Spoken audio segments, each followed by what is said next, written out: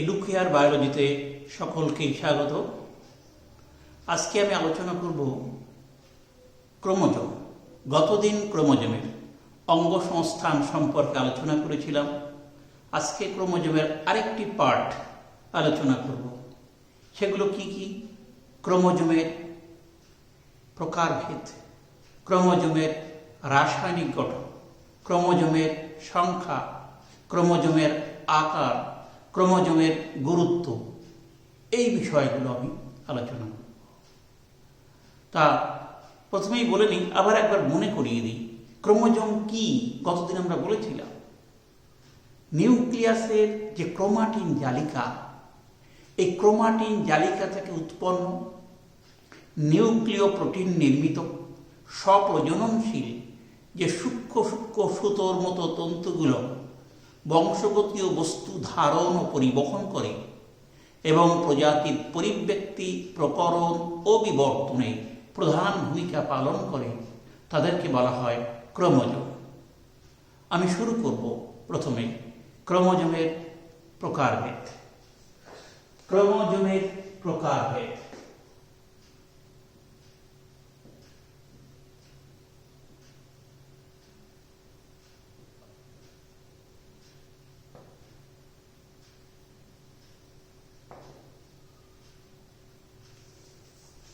বিভিন্নভাবে একে ভাগ করা হয়েছে। যেমন প্রথমেই ভাগ করি এর কার্যকারিতা অনুসারে। কার্যকারিতা অনুসারে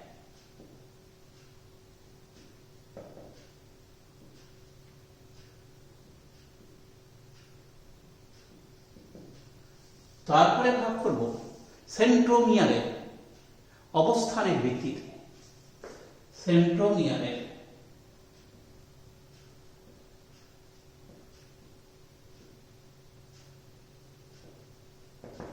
অবস্থানের ভিত্তিতে।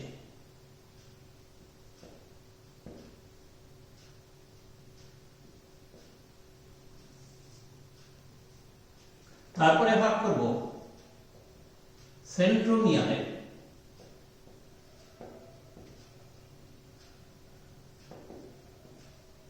সংখ্যার ভিত্তিতে।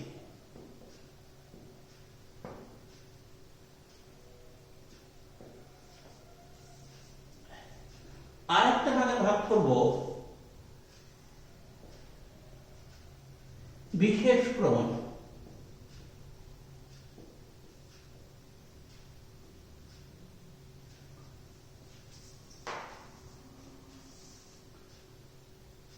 কার্যকারিতা অনুসারে কি ভাগ করা যায়? কার্যকারিতা অনুসারে ভাগ করা যায় অটোজোম আর সেক্স ক্রোমোজোম।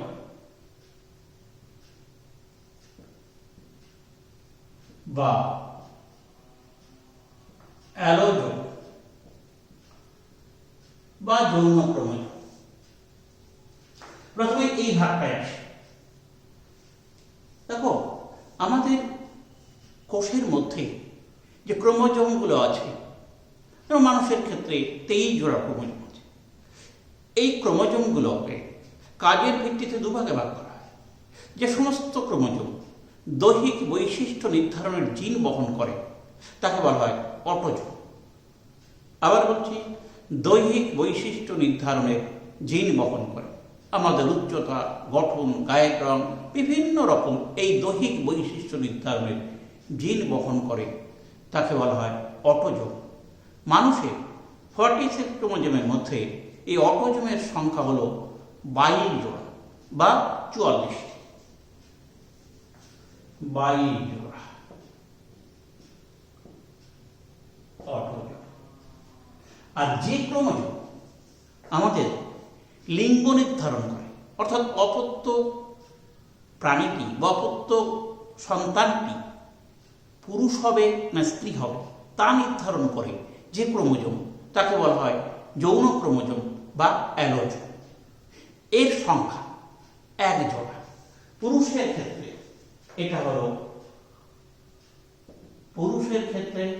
এটা হলো এক্স ওয়াই, আর স্ত্রীর ক্ষেত্রে এই এক জোড়া হলো এক্স এক্স। এই হলো অটোজোম এবং সেক্স ক্রোমোজোম বা অ্যালোজোম। সাধারণত আমাদের দেহ মাতৃকোষে এই 22 জোড়া থাকে, কিন্তু যখনই এটা গ্যামেট বা জননকোষ হচ্ছে তখনই সেটা কিন্তু হয়ে যাচ্ছে অর্ধেক, অর্থাৎ 22টি জননকোষ। এটাও দেখা যায় জননকোষে, এটা যদি দেহ মাতৃকোষ বা দেহকোষে হয় তাহলে 22 জোড়া, জননকোষে হলে হবে 22টি। এটা যদি দেখা যায় গ্যামেট বা জননকোষে হয় তাহলে কিন্তু পুরুষের ক্ষেত্রে দেখা যাবে যে এটা দু প্রকার গ্যামেট তৈরি হয় পুরুষের ক্ষেত্রে, কি 22A প্লাস এক্স আর 22A প্লাস ওয়াই। 23টি, 22টি আর 23টি, এখানেও 23, দু প্রকার গ্যামেট। আর স্ত্রীলোকের ক্ষেত্রে গ্যামেটে হবে 22A প্লাস এক্স, এই এক প্রকার। এখানে কিন্তু তোমার 44A প্লাস এক্স ওয়াই পুরুষের ক্ষেত্রে, 44A প্লাস এক্স এটা হলো স্ত্রীর ক্ষেত্রে, এটা হলো পুরুষের ক্ষেত্রে। এই হলো অটোজোম এবং যৌন ক্রোমোজোম বা সেক্স ক্রোমোজোম। এবার আসি সেন্ট্রোমিয়ারের অবস্থানের ভিত্তিতে। আমরা গতদিন পড়েছি এই সেন্ট্রোমিয়ার প্রাথমিক কাজের মধ্যে যে 4টি দানাদার বস্তু বা কাইনোজোম বা সেন্ট্রোমেরিক ক্রোমোমিয়ার দ্বারা গঠিত। এই সেন্ট্রোমিয়ার কোথায় থাকবে তার উপর ভিত্তি করে ক্রোমোজোমকে ভাগ করা হয়েছে।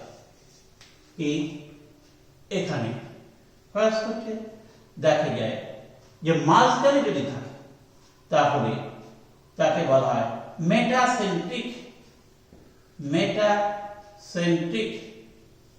ক্রোমোজোম। Metacentric chromosome. যদি সেন্ট্রোমিয়ারটি ঠিক ক্রোমোজোমের মাঝখানে তাহলে তাকে বলা হয় মেটাসেন্ট্রিক ক্রোমোজোম। এরা মাঝখানে যদি থাকে, এটা কোষ বিভাজনের অ্যানাফেজ দশায় যখন অ্যানাফেজীয় চলন হয় এটা সাধারণত এরকম ভি আকৃতি ধারণ করে। ভি আকৃতি ধারণ করে। নেক্সট কি সাবমেটাসেন্ট্রিক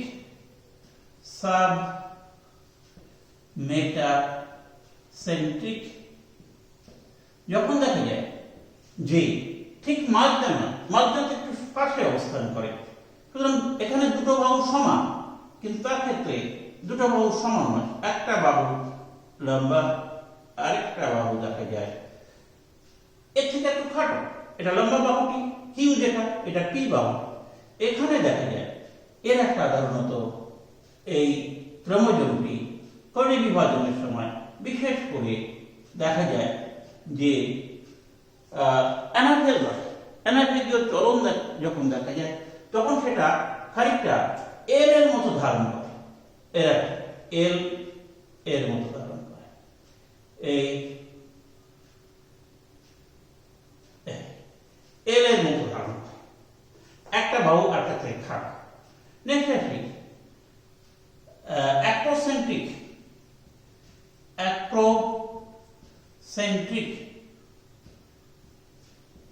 এখানে সাধারণত দেখা যায় যে প্রান্তভাগের ঠিক কিছুটা নিচে এরকম সেন্ট্রোমিয়ার এই প্রান্তভাগের কিছুটা নিচে। সাধারণত এই পর্যায়ে ক্রোমোজোমের ক্ষেত্রে দেখা যায় এটা খানিকটা কার মতো, এরকম জের মতো আকৃতি ধারণ করে, জের মতো আকৃতি ধারণ করে। এটাকে বলা হয় অ্যাক্রোসেন্ট্রিক। Next telocentric. একদম প্রান্ত ভাগে যদি থাকে এই দুটো বাহু থাকে না, একটা বাহু টেলোসেন্ট্রিক দণ্ডাকার বা আই এর মতো দেখতে, কলি বিভাজনের সময় এটা দেখা যায় টেলোসেন্ট্রিক। এই ক্রোমোজোমের এই সেন্ট্রোমিয়ার অবস্থানের উপর ভিত্তি করে ক্রোমোজোমের ভাগ হলো এই। আবার একবার মেটাসেন্ট্রিক, সাবমেটাসেন্ট্রিক, অ্যাক্রোসেন্ট্রিক, টেলোসেন্ট্রিক। এখানে ভি আকৃতি, এল আকৃতি, জে আকৃতি, আই আকৃতি ধারণ করে যখন অ্যানাফেজীয় চলন হয়। এটা কি সেন্ট্রোমিয়ারের সংখ্যার ভিত্তি। আমরা জানি সাধারণত একটি মাত্র সেন্ট্রোমিয়ার থাকে, কিন্তু না, বিশেষ বিশেষ ক্ষেত্রে সেন্ট্রোমিয়ারের সংখ্যার কিন্তু পরিবর্তন হয়, যার ফলে এদের নামও বিভিন্ন হয়েছে। সেন্ট্রোমিয়ারের সংখ্যার ভিত্তিতে এখানে ভাগ করা হয়। দেখা যায় যদি দেখা যায় সাধারণত একটা সেন্ট্রোমিয়ারই থাকে, যাকে বলে মনোসেন্ট্রিক। মনোসেন্ট্রিক বেশিরভাগ উদ্ভিদ প্রাণী একটি মাত্র সেন্ট্রোমিয়ার থাকে, মনোসেন্ট্রিক। না নাম্বার 2 দেখা যায় ডাইসেন্ট্রিক। এই ক্ষেত্রে দুটো সেন্ট্রোমিয়ার থাকে, যেমন সাধারণ এরকম মনোসেন্ট্রিক। যদি দেখা যায় দুটো সেন্ট্রোমিয়ার, তাহলে তাকে বলা হয় আমরা ডাইসেন্ট্রিক। একটা সেন্ট্রোমিয়ার, আবার দেখা যায় এই আর একটা সেন্ট্রোমিয়ার, ডাইসেন্ট্রিক। এই ডাইসেন্ট্রিক মানে ক্রোমোজোম সাধারণত দেখা যায় গম, ভুট্টা প্রভৃতি উদ্ভিদের ক্ষেত্রে। এছাড়া দুইয়ের বেশি থাকলে তাকে আমরা বলি পলিসেন্ট্রিক। পলিসেন্ট্রিক অর্থাৎ দুইয়ের বেশি সেন্ট্রোমিয়ার যদি থাকে, এই মাঝখানে একটা, এখানে দেখা যায় এই আরেকটা, এই আরেকটা, এখানে দেখা যায় এরকম, এই দুইয়ের বেশি সেন্ট্রোমিয়ার থাকে, তাকে আমরা পলিসেন্ট্রিক ক্রোমোজোম বলি। বিশেষ বিশেষ ক্ষেত্রে দেখা যায় লুজুলয়েডিস বলে একটা উদ্ভিদে দেখা যায়, অ্যাসকেরিস মেগালোসেফালা বলে ইউনিভ্যালেন্স বলে একটা কৃমিতে দেখা যায় এই পলিসেন্ট্রিক ক্রোমোজোম। যদি পলিসেন্ট্রিক ক্রোমোজোমটা সারা দেহে ছড়িয়ে থাকে, তবে সেই পলিসেন্ট্রিক ক্রোমোজোমকে বলা হয় হলোসেন্ট্রিক। এবং সারা দেহে পরিব্যাপ্ত থাকে, তাই তাকে বলা হয় ডিফিউজ সেন্ট্রোমিয়ার বা পরিব্যাপ্ত, ডিফিউজড সেন্ট্রোমিয়ার। পরিব্যাপ্ত সেন্ট্রোমিয়ার। সেন্ট্রোমিয়ার যদি এক জায়গায় স্থির অবস্থায় থাকে, সাধারণত দেখা যায় মনোসেন্ট্রিকের ক্ষেত্রে, তখন তাকে লোকালাইজড বা স্থানীয় সেন্ট্রোমিয়ারও বলা হয়। সেন্ট্রোমিয়ার সংখ্যার ভিত্তিতে এই হলো ক্রোমোজোমের প্রকার। এবার একটু বলি, দেখো এই সেন্ট্রোমিয়ার, আমি গতকাল বলেছিলাম যে সেন্ট্রোমিয়ার এর অবস্থান এগুলো, সেন্ট্রোমিয়ার গঠন। সেন্ট্রোমিয়ার এর প্র্যাকটিক্যালি সেন্ট্রোমিয়ার এর দুটো জিনিস একটু বলবো। যেমন সেন্ট্রোমিয়ারের দুটো বাহু আছে, যার দীর্ঘ বাহুটি হলো কিউ, ক্ষুদ্র বাহু হলো পি। এই যে সেন্ট্রোমিয়ার যে থাকে অবস্থান, এরও কিন্তু একটা এই বাহু অনুপাত দিয়ে ঠিক করে। তা আমরা একটা টার্ম বলি সেন্ট্রোমিয়ার, সেন্ট্রোমেরিক ইন্ডেক্স। এই জিনিসটা দিয়ে ক্রোমোজোমের খাজ, ওই যে প্রাথমিক খাজ কোথায়, সেটা নির্ণয় করা যায়। একটা ফর্মুলা আছে। এর ফর্মুলা হচ্ছে ক্রোমোজোমের যে আমরা দেখেছি ক্ষুদ্র বাহু বা পি বাই সমগ্র ক্রোমোজোমের দৈর্ঘ্য, সমগ্র ক্রোমোজোমের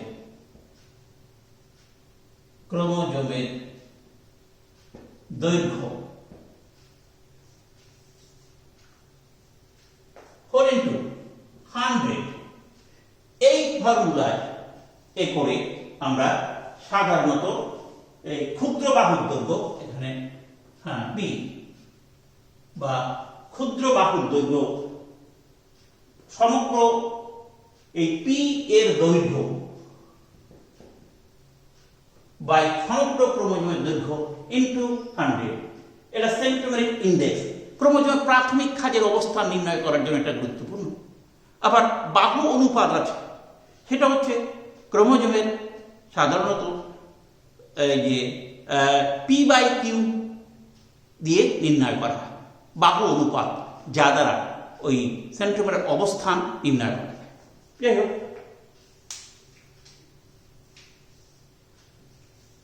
এবারে এছাড়াও কিন্তু বিশেষ ক্রোমোজোম আছে। এই ক্রোমোজোমগুলো খুব রেয়ার, তবুও কিছু কিছু ক্ষেত্রে দেখা গেছে। আমি কয়েকটা নাম উল্লেখ করে দিচ্ছি। যেমন ধরো, এই ক্রোমোজোমগুলোকে বিশেষ করে অটোজোম যেগুলো আমরা সাধারণত তাকে বলি এ ক্রোমোজোম। এছাড়া আছে বি ক্রোমোজোম, বি ক্রোমোজোম আছে, এল ক্রোমোজোম আছে, এম বা মাইন্যুট ক্রোমোজোম আছে, এস ক্রোমোজোম আছে, ই ক্রোমোজোম আছে, মেগা ক্রোমোজোম আছে, জায়ান্ট ক্রোমোজোম বা দৈত্যাকার ক্রোমোজোম। তারপর বি ক্রোমোজোম সাধারণত দেখা যায় কি কোষের মধ্যে অটোজোম এবং যৌন ক্রোমোজোম ছাড়াও কিছু ক্ষুদ্র ক্ষুদ্র হেটারোক্রোমাটিন বিশেষ বিশেষ জীবের ক্ষেত্রে দেখা যায়।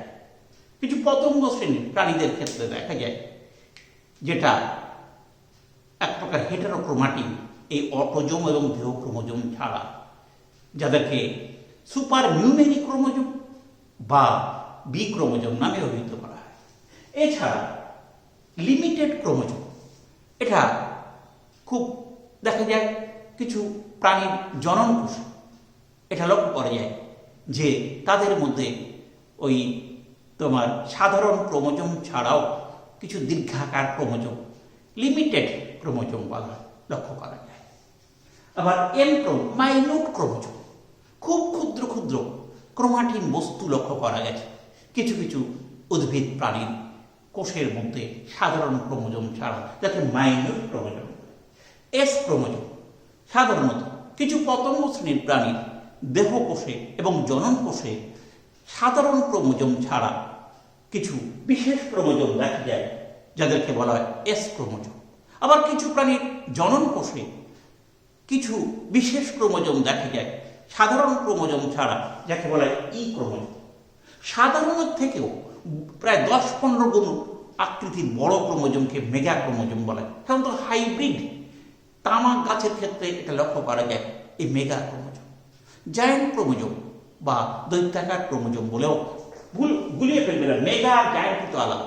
জায়ান্ট ক্রোমোজোম ডিপটেরা বর্গের পতঙ্গের এই যে ড্রসোফিলাল লালা গ্রন্থির কোষের মধ্যে দেখা যায়, যার নাম পলিটিন ক্রোমোজোম। আবার মাছ, সরীসৃপ প্রভৃতি প্রাণীর উসাইটের মধ্যে লক্ষ্য করা যায়, যার নাম ল্যামব্রাস ক্রোমোজোম। এগুলো হচ্ছে তোমার জায়ান্ট ক্রোমোজোম। এই হলো ক্রোমোজোমের ভাগগুলো। নেক্সট আছে আমরা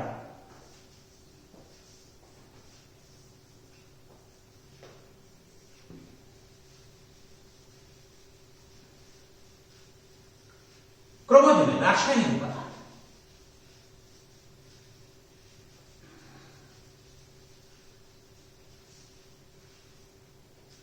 ক্রোমোজোমের রাসায়নিক উপাদান।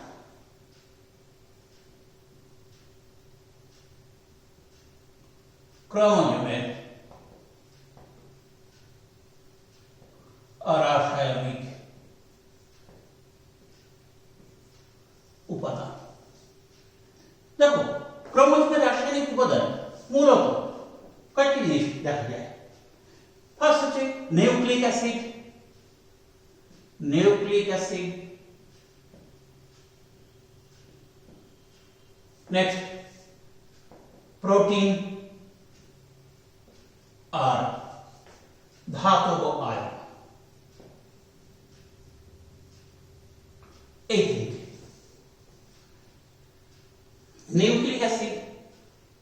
প্রোটিন ধাতবা। নিউক্লিক অ্যাসিড প্রধানত দুই প্রকার, ডিএনএ আরএনএ। প্রোটিন প্রধানত দুই প্রকার, হিস্টোন প্রোটিন বা ক্ষারীয় প্রোটিন আর হল অহিস্টোন প্রোটিন বা অম্লীয় প্রোটিন। আর ধাতবায় খুব স্বল্প পরিমাণে থাকে ক্যালসিয়াম, ম্যাগনেসিয়াম, লৌহ, এগুলো। এদের মধ্যে প্রধান উপাদান হচ্ছে হিস্টোন প্রোটিন এবং ডিএনএ। ক্রোমোজোমের 90% হল ডিএনএ এবং হিস্টোন প্রোটিন, 10% হল আরএনএ এবং অহিস্টোন প্রোটিন। খুব নগণ্য মাত্রায় থাকে হচ্ছে ধাতবায়, এই জন্য ওগুলোকে তাহলে ধরার মধ্যে রাখা হয়। আবার একবার মনে করিয়েছি, 90% হল ডিএনএ এবং হিস্টোন প্রোটিন, আর 10% হল আরএনএ এবং অহিস্টোন প্রোটিন। তার সঙ্গে এই জিনিসগুলো থাকে। তো আমরা এবার দেখব nucleic acid. First nucleic acid. তো নিউক্লিক অ্যাসিড সাধারণত এই নিউক্লিক অ্যাসিডে থাকে কি কি জিনিস থাকে? 5 কার্বন যুক্ত শর্করা, 5 কার্বন যুক্ত শর্করা। কি সেটা? একটা ডিঅক্সিরাইবোজ, ডিএনএ থাকে ডিঅক্সিরাইবোজ শর্করা, আর থাকে রাইবোজ শর্করা। এই দু প্রকার শর্করা থাকে। আর থাকে নাইট্রোজেন যুক্ত ক্ষার, নাইট্রোজেন যুক্ত ক্ষার। কি কি থাকে? পিউরিন, আর থাকে পিরিমিডিন। পিরিমিডিন, এই পিউরিন দুই প্রকার, অ্যাডেনিন, গুয়ানিন। পিরিমিডিন 3 প্রকার, সাইটোসিন, সাইটোসিন, থিয়ামিন বা থায়ামিন, আর হলো ইউরাসিন। আর ফসফরিক অ্যাসিড, ফসফরিক অ্যাসিড। এই তিনটে থাকে। এদের মধ্যে সাধারণত নাইট্রোজেনযুক্ত ক্ষার এগুলো। এর মধ্যে এই ইউরাসিন শুধুমাত্র আরএনএ থাকে, বুঝলে? আবার এই পিরিমিডিন বেস অ্যাডেনিন, গুয়ানিন, এটা ডিএনএ এর মধ্যে থাকে, আরএনএ এর মধ্যে থাকে। পিরিমিডিন হল সাইটোসিন, থিয়ামিন থাকে ডিএনএ এর মধ্যে, সাইটোসিন, ইউরাসিন থাকে আরএনএ। আবার ডিঅক্সিরাইবোজ শর্করা ডিএনএ এর মধ্যে, রাইবোজ শর্করা হচ্ছে আরএনএ এর মধ্যে থাকে। মূলত এইগুলো মিলে তৈরি করে লবণ। এই যে ডিঅক্সিরাইবোজ শর্করা, এই 5 কার্বন যুক্ত শর্করা, 5 কার্বন যুক্ত শর্করা প্লাস এর সঙ্গে এই যে নাইট্রোজেন যুক্ত ক্ষার, নাইট্রোজেন যুক্ত ক্ষার, এগুলো মিলে তৈরি করে নিউক্লিওসাইড, নিউক্লিওসাইড। আবার এই নিউক্লিওসাইড প্লাস ফসফরিক অ্যাসিড, এই যে ফসফরাস, এই মিলে তৈরি হয় নিউক্লিওটাইড, নিউক্লিওটাইড। এই নিউক্লিওটাইড সাধারণত কি ফসফোডাইএস্টার বন্ধনী দ্বারা যুক্ত হয়ে তৈরি করে পলিনিউক্লিওটাইড, পলিনিউক্লিওটাইড। এই পলিনিউক্লিওটাইড তন্ত্রী, দুটো তন্ত্রী মিলে তৈরি হয় ডিএনএ, একটা তন্ত্রী দিয়ে তৈরি হয় আর। এই হলো তোমার মুখ্য গঠনগত কাঠামো নিউক্লিক অ্যাসিডের ক্ষেত্রে। ডিএনএর ক্ষেত্রে কি কি থাকে আমরা বলেছি, আরএনএর ক্ষেত্রে কি কি থাকে বলেছি। ডিএনএ দ্বিতন্ত্রী, আরএনএ একতন্ত্রী। তার মধ্যে থাকে ডিঅক্সি রাইবো বা ডিঅক্সি রাইবো পলিনিউক্লিওটাইড, ওখানে ribo nucleotide, deoxy ribo nucleotide আর রাইবো নিউক্লিওটাইড এই ডিএনএ আরএনএ মধ্যে থাকে এবং এগুলো মিলে তৈরি, এগুলো নিউক্লিক অ্যাসিড। আচ্ছা, এবার তোমার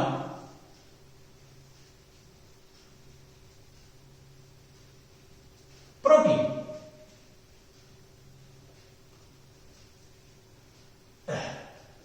দ্বিতীয় হচ্ছে প্রোটিন।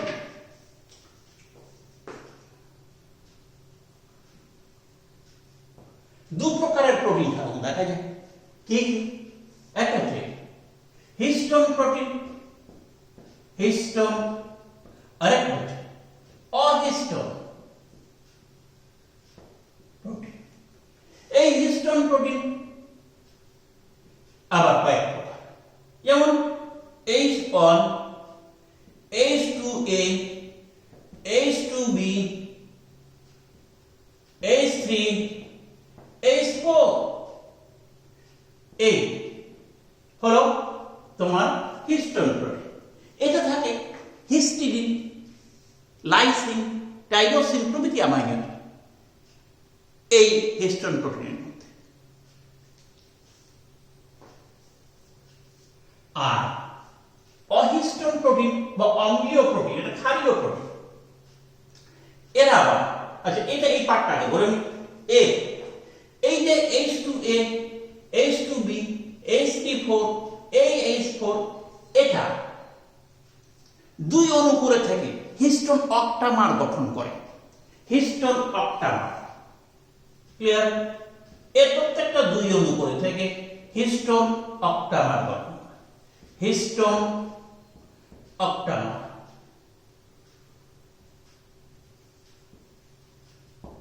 দেখো আবার বলতো, এদের মধ্যে থাকে এই যে হিস্টোন প্রোটিনে আর্জিনিন, হিস্টিডিন, লাইসিন প্রভৃতি অ্যামিনো অ্যাসিড।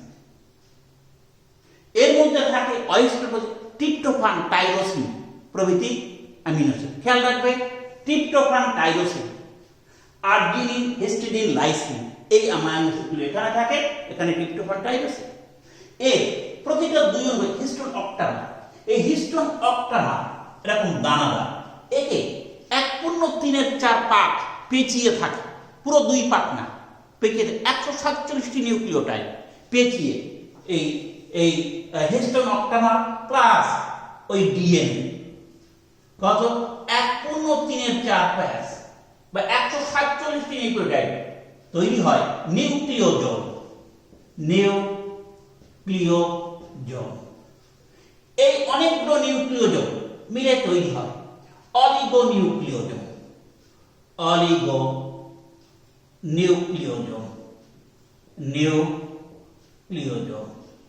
অনেকগুলো অলিগোনিউক্লিওজোম মিলে তৈরি হয় সোলানয়েড, সোলানয়েড। অনেকগুলো সোলানয়েড মিলে তৈরি হয় সুপার সোলানয়েড। এটা জড়িয়ে পেঁচিয়ে গঠন করে সুপার সোলানয়েড।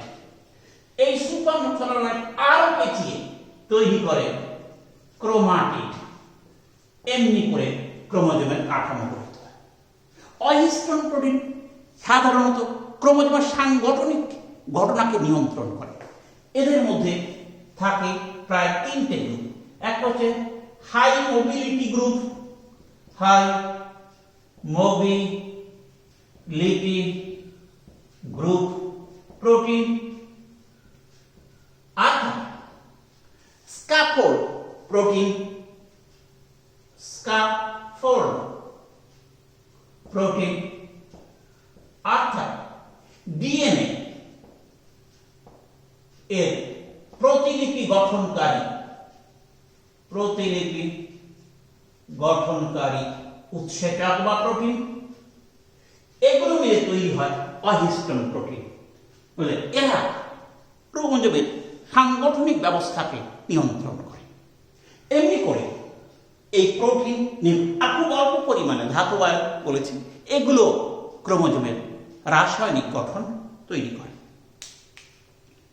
ক্লিয়ার? এবার নেক্সট, ক্রোমোজোমের গুরুত্ব কি?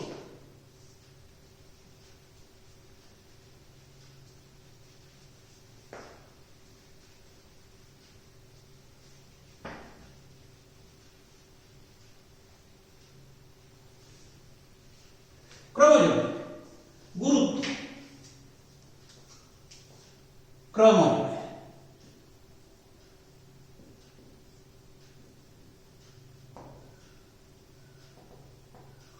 গুরুত্ব, 1 নম্বর গুরুত্ব, এই ক্রোমোজোম জিন বহন করে।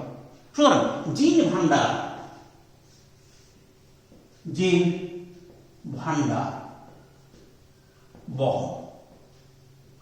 ক্রোমোজোম এর মধ্যে ডিএনএ,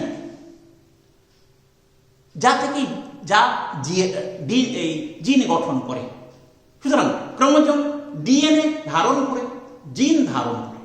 এই জিন ধারণের মাধ্যমে জীবের যাবতীয় চারিত্রিক বৈশিষ্ট্য বা তথ্যের ভান্ডার হিসেবে কাজ করে ক্রোমোজোম। এই জন্য জিনগত তথ্যের ভান্ডার হিসেবে কাজ করে, 1 নম্বর কাজ। নেক্সট, জিন পরিবহন। ক্রোমোজোমের মাধ্যমে এক বংশ থেকে আরেক বংশে জেনেটিক সংবাদ পরিবাহিত হয়। ক্রোমোজোম, তার মধ্যে ডিএনএ, আর ডিএনএ থেকে জিন উৎপন্ন হয়। সুতরাং ক্রোমোজোম ডিএনএ-কে ধারণ করে জিন গ্যামেটের মাধ্যমে এক বংশ থেকে আরেক বংশে পরিবহন করে এই জিনগত যে গুণ সেটাকে পরিবহন করে বংশ পরম্পরায় সঞ্চারিত করে। তাহলে জিনগত তথ্যের পরিবহন, জিনগত তথ্যের ভান্ডার, জিনগত তথ্যের পরিবহন। নেক্সট, পরিব্যক্তি, পরিব্যক্তি বা মিউটেশন।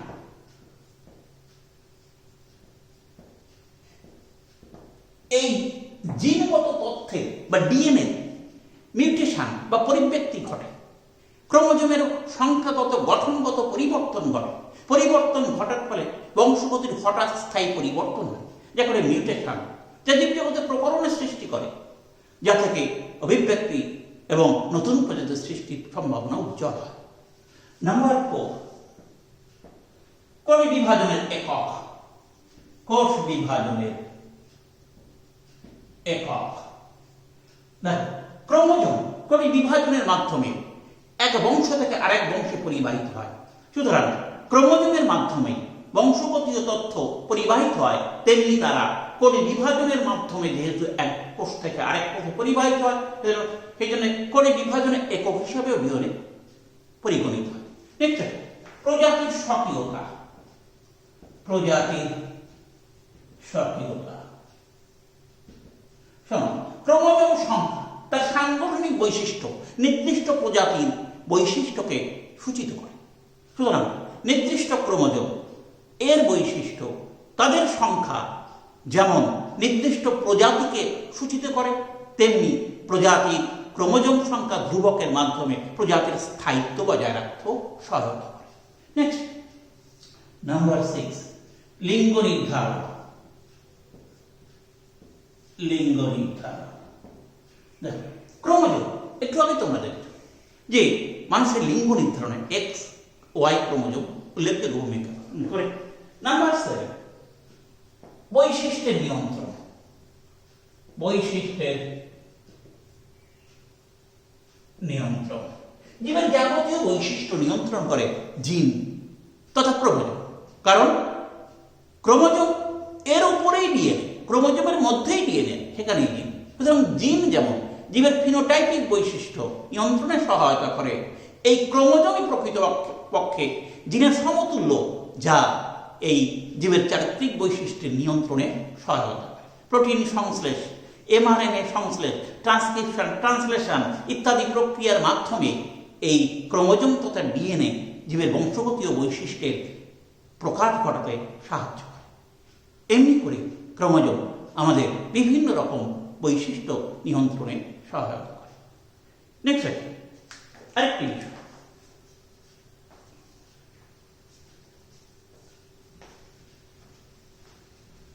ক্রোমোজোমের সংখ্যা।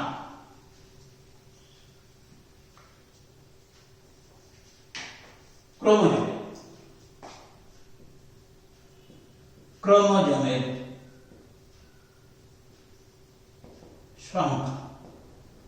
দেখো, প্রজাতির স্থায়িত্ব, প্রজাতির নির্দিষ্টতা, নির্দিষ্ট প্রজাতির যাবতীয় বৈশিষ্ট্যকে সংরক্ষণ করা ক্রোমোজোমের একটা বিশাল গুণ বলা যেতে পারে। সুতরাং এই ক্রোমোজোমের সংখ্যা দ্বারা কিন্তু প্রজাতির স্থায়িত্ব, বৈশিষ্ট্য প্রভৃতি নিয়ন্ত্রিত হয়। তা ক্রোমোজোমের সংখ্যা হিসাবে আমরা কিভাবে ভাগ করতে পারি? এক নম্বর হচ্ছে হ্যাপ্লয়েড ক্রোমোজোম।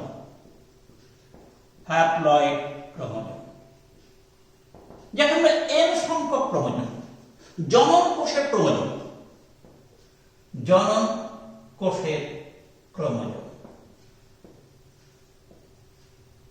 একে বলা হয় সিঙ্গল সেট অফ ক্রোমোজোম। একটা সেট ক্রোমোজোম থাকলে তাকে আমরা হ্যাপ্লয়েড ক্রোমোজোম বলি। এই জনন কোষে একটা সেট ক্রোমোজোম থাকে, তাকে হ্যাপ্লয়েড ক্রোমোজোম বলা হয়। যেমন মানুষের পুংজনন কোষ, স্ত্রীজনন কোষ, আমাদের দুটো সেট ক্রোমোজোম আছে, একটা ফাদার থেকে পাই, একটা মাদার থেকে পাই। এই দুটো সেট ক্রোমোজোমের থেকে আমরা সাধারণত জনন কোষ তৈরি হয়। স্ত্রী পুরুষের ক্ষেত্রে তাদের গ্যামেট তৈরির সময় দুটো সেট থেকে মিওসিস প্রক্রিয়া আলাদা হয়ে এক একটা সেট বা হ্যাপ্লয়েড সেট চলে আসে জনন। সুতরাং এই জনন কোষের ক্রোমোজোম, অর্ধেক সংখ্যক ক্রোমোজোমকে বলা হয় হ্যাপ্লয়েড সেট ক্রোমোজোম। জনন কোষে পাওয়া যায় সাধারণত। নাম্বার 2, আচ্ছা এখানে একটা কথা বলি, এই হ্যাপ্লয়েড সেট ক্রোমোজোমের আরেকটা হচ্ছে জিনম। তো একটা সেট জিনম থাকে, তাকে আমরা বলি হ্যাপ্লয়েড ক্রোমোজোম। এই জিনম, আচ্ছা জিনম আর মনোজোম, কথা দুটো, হ্যাপ্লয়েড ক্রোমোজোম আর মনোজোম, এই কথা দুটো একটু খেয়াল করবে। মনোজোম, শোনো, ডিপ্লয়েড জীবে হ্যাপ্লয়েড ক্রোমোজোম এবং মনোজোম এর সংখ্যা এক, কিন্তু অনেক সময় দেখা যায় কি ট্রিপ্লয়েড, টেট্রাপ্লয়েড, পেন্টাপ্লয়েড, হেক্সাপ্লয়েড ক্রোমোজোমের সংখ্যা গণিত হারে বাড়ে। কৃত্রিমভাবে করা যায় কিংবা অনেক সময় অটোমেটিক্যালি এটা সৃষ্টি হয়, যাকে আমরা বলি কি পলিপ্লয়েড। সুতরাং এই পলিপ্লয়েডের ক্ষেত্রে অনেক সময় দেখা যায়, যেমন ধর গমের ক্ষেত্রে হেক্সাপ্লয়েড। এই ডিপ্লয়েড কোষে কিন্তু ডিপ্লয়েড কোষে কি হয়, হ্যাপ্লয়েড এবং এই মনোজোম এক। কিন্তু যখন দেখা যায় ধরো গমের ক্ষেত্রে হেক্সাপ্লয়েড 6x equal to 2n equal to 42। দেখো হেক্সা, তাহলে এখানে কিন্তু n ইকুয়াল টু 21 হ্যাপ্লয়েড। এই গমের ক্ষেত্রে হ্যাপ্লয়েড কিন্তু 21 এবং এই ডিপ্লয়েড কিন্তু 42। কিন্তু এখানে এই মনোজোম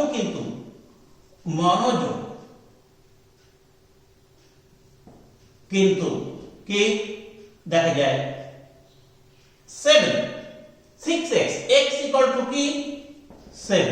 তাই এখানে মনোজোম এবং হ্যাপ্লয়েড ক্রোমোজোম কিন্তু এক না, এটা খেয়াল করবে। এই হেক্সাপ্লয়েডের ক্ষেত্রে 42 হচ্ছে 2n, এটা 6x, n ইকুয়াল টু 21।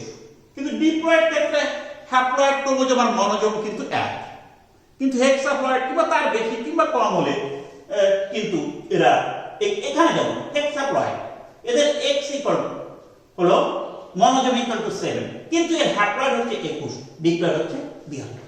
এটা একটু খেয়াল রাখবে। নেক্সট ডিপ্লয়েড, দুটো সেট ক্রোমোজোম থাকে, সাধারণত জীবের দেহ কোষে থাকে, জনন মাতৃ কোষে থাকে, জাইগোটে থাকে। এদের কি ডিপ্লয়েড ক্রোমোজোম,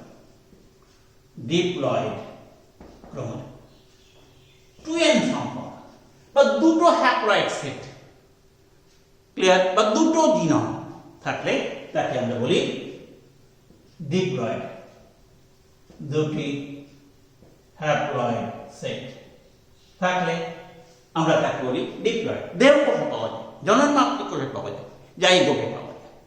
আবার অনেক সময় 3n থাকে, ওই বললাম 4n 5n 6n। সাধারণত দেখা যায় শস্য নিউক্লিয়াসের ক্ষেত্রে ট্রিপ্লয়েড নিউক্লিয়াস 3n সংখ্যক ক্রোমোজোম পাওয়া যায় n এর গণিত আকারে। এরকম ক্রোমোজোম সংখ্যা দিয়ে আমরা একে বলি ক্রোমোজোম সংখ্যা। ঠিক আছে, তাহলে ক্রোমোজোম সংখ্যা সম্পর্ক বোঝা গেল। এই ক্রোমোজোম সংখ্যা কিন্তু প্রজাতির একটা নির্দিষ্ট বৈশিষ্ট্য, নির্দিষ্ট প্রজাতির ক্ষেত্রে নির্দিষ্ট ক্রোমোজোম সংখ্যা থাকে। নেক্সট, ক্রোমোজোম সংখ্যার পরে ক্রোমোজোমে এখানে বলি আমরা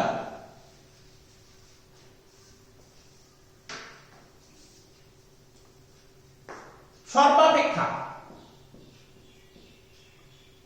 কম সংখ্যক ক্রোমোজোম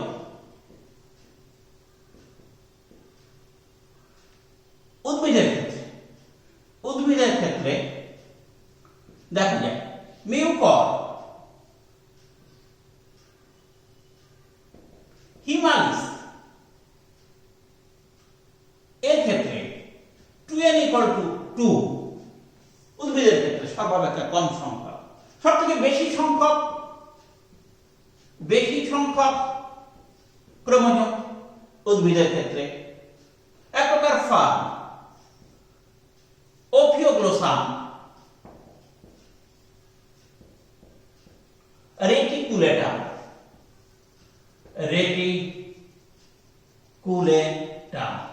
এখানে 2n = 1260। নেক্সট, সর্বাপেক্ষা বেশি সংখ্যক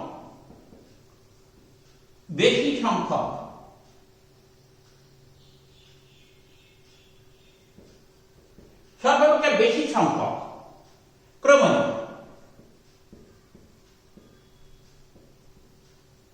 প্রাণীর ক্ষেত্রে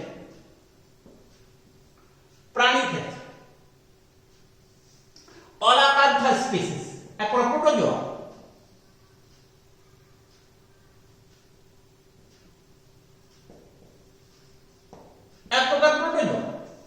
এতে 2n = প্রায় 1600।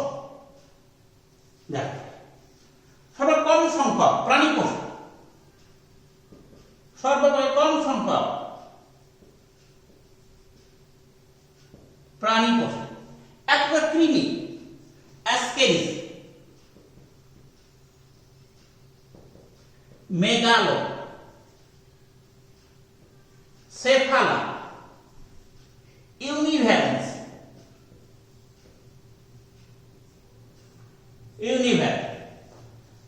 এদের ক্ষেত্রে 2n = 2। আর এক প্রকার অস্ট্রেলিয়ান পিঁপড়ে, মাইরেসিয়া পিলোসুলা বলে এক প্রকার পিঁপড়ে, তার জিনোমে থাকে একটা, বুঝলে? স্ত্রী জিনোমে থাকে 2n = 2। এর ক্ষেত্রে n = 1 জিনোমে, আর যেটা স্ত্রী জিনোম 2n = 2। অস্ট্রেলিয়ান পিঁপড়ে সেখানে। এবারে নেক্সট, ক্রোমোজোমের আকার আয়তন।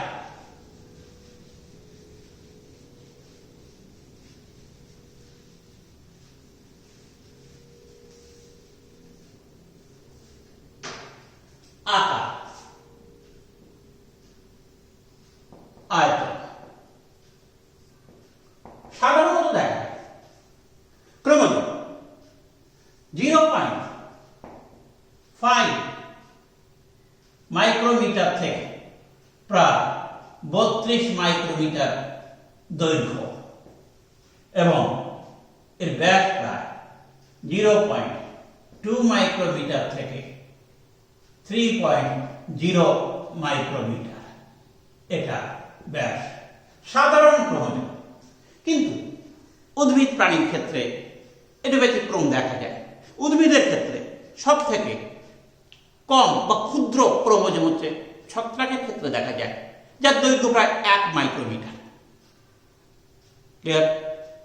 ছত্রাকের ক্ষেত্রে। আবার সব থেকে দীর্ঘ উদ্ভিদের ক্রোমোজোম ট্রিলিয়াম স্পিসিস বলে একটা স্পিসিস আছে, প্রায় 32 মাইক্রোমিটার। প্রাণীদের ক্ষেত্রে সব থেকে কম দৈর্ঘ্যের ক্রোমোজোম পাওয়া যায় পাখিতে, সব থেকে বেশি দৈর্ঘ্যের ক্রোমোজোম পাওয়া যায়, আমি একটু আগেই বলেছিলাম যে ডিপ্টেরা বর্গের পতঙ্গের যে জায়ান্ট ক্রোমোজোম, পলিটিন ক্রোমোজোম, প্রায় 2 মিটার, এই 2 মিলিমিটার লম্বা। আবার দেখা যায় ল্যাম্প্রাস ক্রোমোজোম বলে একটা ক্রোমোজোম আছে, মাছ, উভচর, সরীসৃপের তার যে উসাইটের মধ্যে পাওয়া যায়, তা প্রায় অনেক লম্বা, প্রায় 5.9 মিলিমিটার লম্বা দেখা যায়। সব থেকে স্যালামেন্ডার নামক একটা উভচরের এদের উসাইটের মধ্যে দেখা যায়।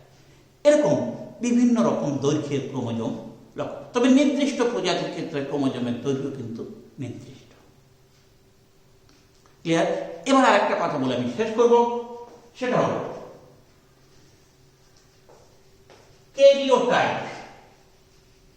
ক্যারিওটাইপ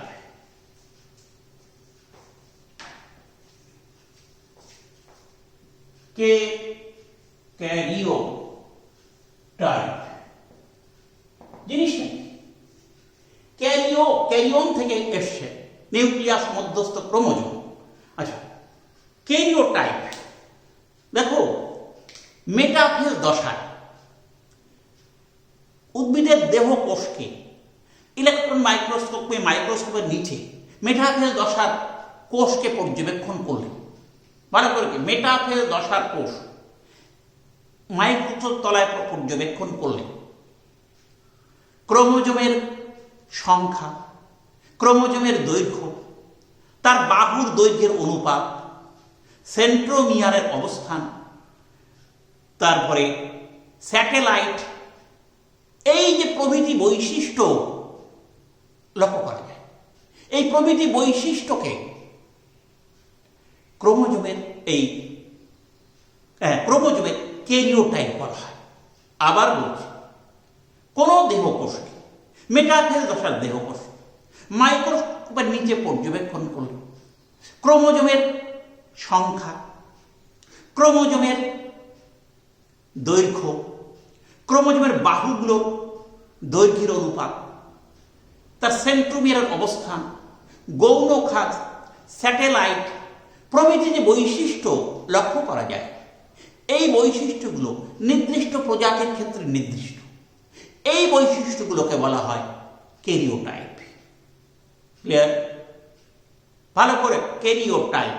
সাধারণত এই ক্যারিওটাইপ নিয়ে আলোচনা করে জীবনবিজ্ঞানের যে শাখা, তার নাম ক্যারিওলজি। এবং এই ক্যারিওটাইপের সাহায্যে জীবের প্রজাতির বৈশিষ্ট্য নির্ধারণকে বলা হয়। সাধারণত আমরা ক্যারিও সিস্টেমেটিক্স বা ক্যারিও ট্যাক্সোনমি উল্লেখযোগ্য একটা বিষয়। আচ্ছা, এই ক্যারিওটাইপ কে আমরা সাধারণত কিভাবে প্রকাশ করি? এর সেন্ট্রোমিয়ারের অবস্থান, ক্রোমোজোমের দৈর্ঘ্য, এই অনুসারে ক্রোমোজোমকে যদি আমরা কতগুলো সেট, আমরা দুটো সেট ক্রোমোজোম একে যদি আমরা ভাগ করি, তার দৈর্ঘ্য অনুসারে সেন্ট্রোমিয়ারের অবস্থান প্রভৃতিকে বৈশিষ্ট্যকে মাথায় রেখে যদি সরল রেখাভাবে সাজানো হয়, তবে যে বিশেষ বৈশিষ্ট্য প্রতিভাত হয় তা দিয়ে ওই সংশ্লিষ্ট জীবের ক্যারিওটাইপ ঠিক করা যায়। যেমন মানুষের ক্ষেত্রে যে 46 ক্রোমোজোম, এগুলোকে সাধারণত কয়েকটা দলে বা সেটে ভাগ করা হয়েছে, ক্রোমোজোমের দৈর্ঘ্য অনুসারে, সেন্ট্রোমিয়ারের অবস্থান অনুসারে, ইত্যাদি ইত্যাদি অনুসারে। এভাবে প্রকাশ করাকে বলা হয় তার ক্যারিওটাইপ। যেমন ধরো, মানুষের প্রথম 3 জোড়া ক্রোমোজোম ধরো এরকম, আমি একটা জাস্ট উদাহরণ দিয়ে বলছি, এরকম এই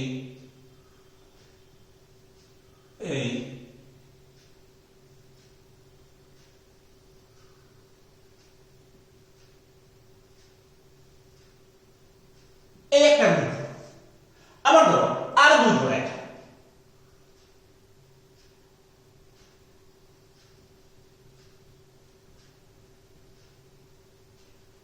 এই একটা গ্রুপ, এই একটা। নেক্সট আছে এই 3 আর 2 5, আর এখানে 6 7 8 9 10 11 12, এখানে আরেকটা গ্রুপ। এখানে তিনটে, এই তিন জোড়া মিলে আরেকটা গ্রুপ। তাহলে এখানে এই যে তোমার 23 জোড়া, 3 জোড়া 2 জোড়া 5 জোড়া, আর এখানে ধরো 12, তাহলে এখানে তারপরে এখানে 3 জোড়া, তারপরে এখানে 3 জোড়া, তারপরে এখানে 3 জোড়া। এই যে ভাগ 3 জোড়া 5 জোড়া আর এখানে 12 জোড়া, 12 আর এখানে 3 জোড়া 15, মোট 23 জোড়া। এভাবে গ্রুপে গ্রুপে ভাগ করা হয়। এই যে গ্রুপ ভাগ করে এদের কতগুলো দলে ভাগ করা হয় এবং একটা নির্দিষ্ট দেখো সরল রেখায় সজ্জিত করা হয়। এইভাবে সজ্জিত করে যে বিশেষ বৈশিষ্ট্য পাওয়া যায় তাকে বলা হয় সেই প্রজাতির ক্যারিওটাইপ।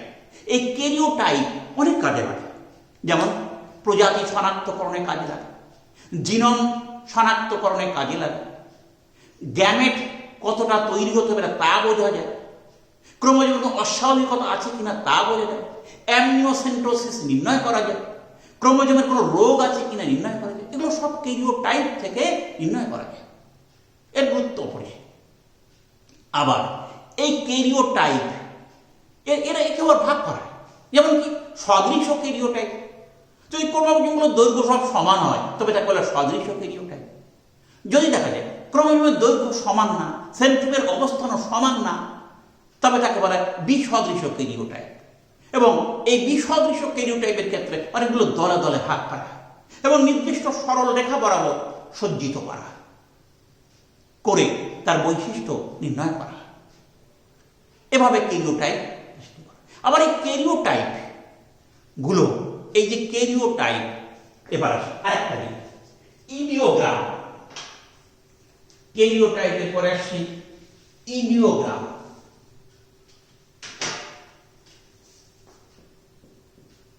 ইডিওগ্রাম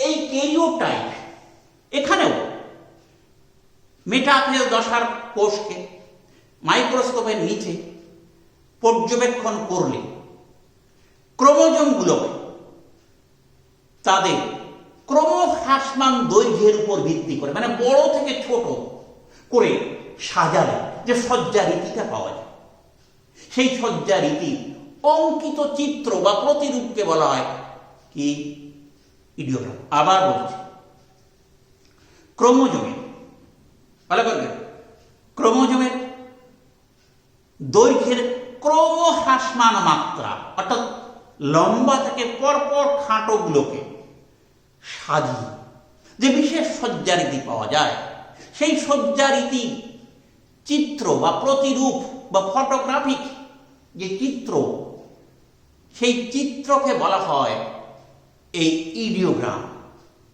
ইডিওগ্রাম আর ক্যারিওটাইপের মধ্যে পার্থক্য হচ্ছে ওখানে ডিপ্লয়েড সেট ক্রোমোজোমকে বিবেচনা করা হয় আর ইডিওগ্রামে হ্যাপ্লয়েড সেট ক্রোমোজোমকে বিবেচনা করা হয়। এবং ক্যারিওটাইপের অঙ্কিত চিত্ররূপকে বলা হয় এই ইডিওগ্রাম। এখানে হ্যাপ্লয়েড ক্রোমোজোম, ধরো এই নাম্বার 1 সব থেকে লম্বাটি এখানে, তারপরে